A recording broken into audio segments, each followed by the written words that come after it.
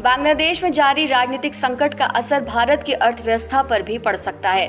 बांग्लादेश की पीएम शेख हसीना के देश छोड़ने और मुल्क में तख्ता पलट होने के बाद सेना सत्ता पर काबिज हो गई है। इससे पूरे बांग्लादेश में उथल पुथल मची हुई है और इसका असर वहां की अर्थव्यवस्था पर देखने को मिल रहा है। इसके चलते भारतीय कंपनियों का व्यापार भी प्रभावित हो रहा है। कई भारतीय कंपनियों का बांग्लादेश के बाजार में बड़ा निवेश है और वहां स्थापित मैन्युफैक्चरिंग यूनिट से बड़ी संख्या में सामानों की आपूर्ति होती है।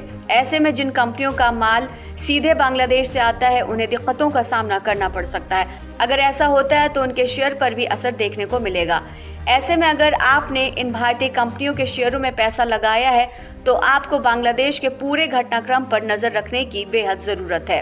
सबसे पहले बात करते हैं वीआईपी कंपनी की। वीआईपी इंडस्ट्रीज यानी लगेज निर्माता इस कंपनी की बांग्लादेश के बाहर 8 मैन्युफैक्चरिंग यूनिट है और लगभग 30 से 35% माल की आपूर्ति यहां से होती है। मैरिको के लिए बांग्लादेश इंटरनेशनल बिजनेस का एक अहम घटक है। कंपनी का 44% रेवेन्यू बांग्लादेश से ही आता है। अब बात डाबर, जीसीपीएल और ब्रिटानिया की। देश की दिग्गज एफएमसीजी कंपनी डाबर, जीसीपीएल और ब्रिटानिया के शेयर भी बांग्लादेश संकट की वजह से फोकस में है, क्योंकि इस पूरे घटनाक्रम से बांग्लादेश में उनकी कंपनी प्रभावित हो सकती है। हालांकि उनकी कुल टॉप लाइन सेल्स बांग्लादेश में 5% से भी कम है।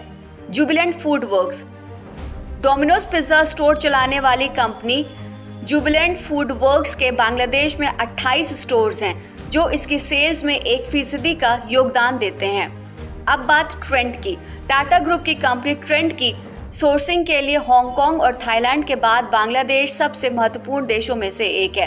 ट्रेंड कपड़ों से जुड़े कारोबार में शामिल है और वेस्ट साइड स्टोर चलाती है। इन कंपनियों के अलावा टेक्सटाइल्स बिजनेस से जुड़ी कंपनियां और उनके शेयर बांग्लादेश से सामानों की आपूर्ति कम करते हैं, जिसकी वजह से ये भी प्रभावित हो सकते हैं। इन कंपनियों के अलावा टेक्सटाइल बिजनेस से जुड़ी कंपनियां और उनके शेयर बांग्लादेश से सामानों की आपूर्ति कम होने की वजह से प्रभावित हो सकते हैं।